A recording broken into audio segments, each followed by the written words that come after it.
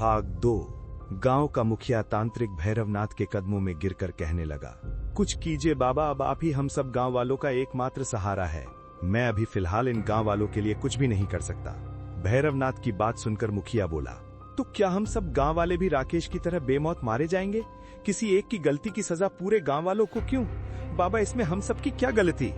गलती है तुम सबकी, बहुत बड़ी गलती है मूर्खों।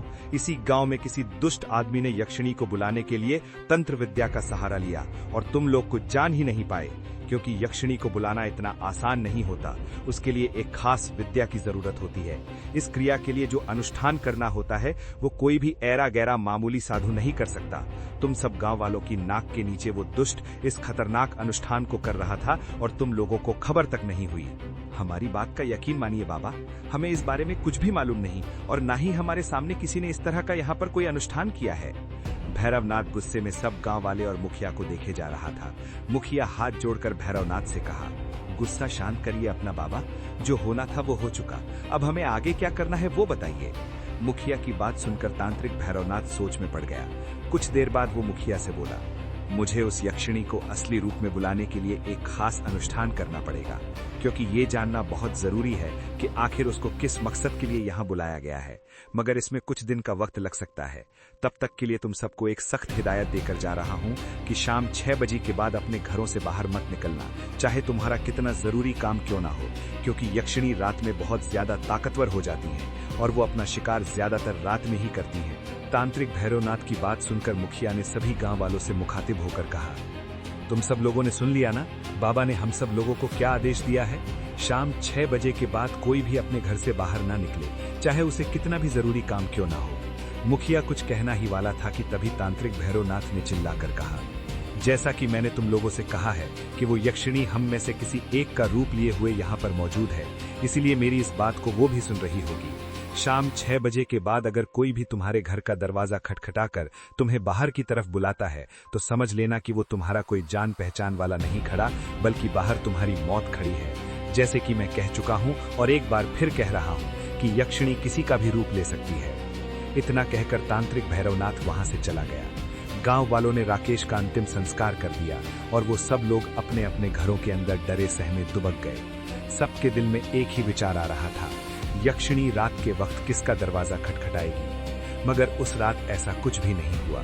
दूसरे दिन सारे गांव वाले एकत्रित होकर कल की घटना के बारे में बातचीत कर रहे थे कि अचानक एक ब्लैक कलर की मर्सिडीज वहां आकर खड़ी हो गई। उस कार में से एक हैंडसम नौजवान बाहर निकलकर गांव के एक व्यक्ति की तरफ आ गया। उस गांव के व्यक्ति का नाम नितिन था। उसने नितिन की तरफ देखकर कहा, क्या तुम मुझे बता सकते हो कि इस गांव में सीगल हाउस कहां पर है? सीगल हाउस का नाम सुनकर कड़ाके की ठंड में नितिन के माथे पर पसीना आ गया और वो उस नौजवान को गौर से देखने लगा।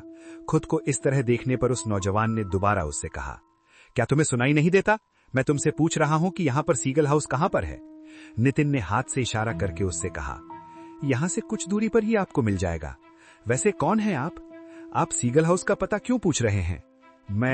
मेरा नाम राहुल है, मैं एक बिजनेसमैन हूँ। हमें जैसे ही पता चला कि मनाली के एक गांव मतलब पीपला गांव के करीब खूबसूरत जंगलों में बसा हुआ अंग्रेजों के जमाने का बनाया हुआ एक पैलेस है जिसे सीगल हाउस कहते हैं, हमने तुरंत उसे खरीद लिया। हम वहां पर होटल बनाना चाहते हैं। वैसे भी अब ये पूरा इलाका टूरिस्ट इलाके में आने वाला है क्योंकि हम यहाँ पर आ चुके हैं। ऐसी गलती मत करना बाबू साहब, आप सीगल हाउस के बारे में नहीं जानते। अगर अपनी जान प्यारी है तो मेरी मानो तो अभी और इसी वक्त यहाँ से चले जाओ। क्यों? सीगल हाउस में ऐसा क्या है? राहुल ने कंधे उचकाते हुए नितिन से कहा, कल रात यहाँ पर सीगल हाउस के बाहर इस गांव के एक व्यक्ति की मौत हुई है। तो हम क्या करें? जरूर उसने देसी शराब पी रखी हो। नहीं बाबूजी, इस गांव में यक्षिणी आजाद घूम रही है, उसी ने मारा था उसे। तुम्हारा मतलब तुम्हारे गांव की कोई लड़की जिसका नाम यक्षिणी है उसने मारा है उसे? डोंट वरी, मैं पुलिस को इन्फॉर्म कर देंगे। नहीं साहब, यक्षिणी कोई इंसान नहीं होती, बल्कि इंसानों का रूप धारण कर सकती है। वो बला की खूबसूरत होती है, मगर वो इंसान का खून पी जाती है। मुझे पूरा विश्वास है वो जरूर उस सीगल पैलेस में मौजूद है। नितिन इससे आगे कुछ और कहता कि तभी कार में से एक लड़की जो इस वक्त ब्लैक जीन्स, ब्लू शर्ट और ब्लैक जैकेट पहनी हुई थी बाहर निकल कर आ गई और उसने राहुल की तरफ देखकर कहा, तुम भी कहाँ इन जाहिलों को मुंह लगते हो? तुम्हें पता नहीं कि ये गांव वाले थर्ड क्वालिटी के लोग होते हैं? ये खुद तो जिंदगी में कुछ कर नहीं सकते, लेकिन जो करना चाहता है उसे भी ये नहीं करने देते हैं। जब दुनिया 40 साल पहले चांद पर पहुंच चुकी है और मंगल ग्रह पर कॉलोनी बनाने की सोच रही है, ये अभी भी भूत प्रेत और पिशाच में ही अटके हुए हैं, गवार कहीं के। ये नहीं सोचते कि कल जब यहाँ एक 5 स्टार होटल बन जाएगा तो इन गवारों को भी काम मिल जाएगा, बेवकूफ कहीं के। उस लड़की की बात सुनकर राहुल ने मुस्कुराते हुए मजाक उड़ाने वाले लहजे में नितिन की तरफ देखकर कहा, तुम सही कहती हो टीना, मैं भूल गया था कि मैं गवारों के पास खड़ा हूँ। वैसे तुम्हारा जो भी नाम हो, पता बताने के लिए शुक्रिया। इतना कहकर राहुल और टीना कार के अंदर बैठ गए।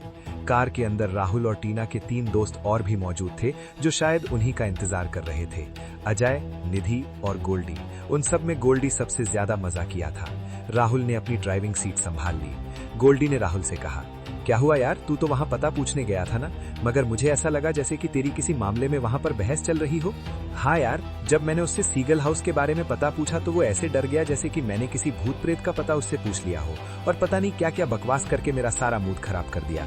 हाँ, एक तरफ ये भी बोल रहा था कि यक्षिणी लोगों का खून पी जाती है, दूसरी तरफ ये भी बोल रहा था कि वो बहुत खूबसूरत होती है। बेवकूफी की हद देखो, वो किसी का रूप ले सकती है। पता नहीं साले ने रात में कौन सी फिल्म देखी थी। राहुल की बात सुनकर उसके तीनों दोस्त बुरी तरह से मजाक उड़ाने वाले अंदाज में हंसने लगे। गोल्डी ने राहुल की तरफ देखकर कहा, वो गांव वाला बेचारा बेवकूफ था यार राहुल, समझ ही नहीं पाया। क्या नहीं समझ पाया?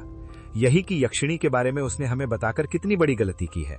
मैं तेरी बात का मतलब नहीं समझा।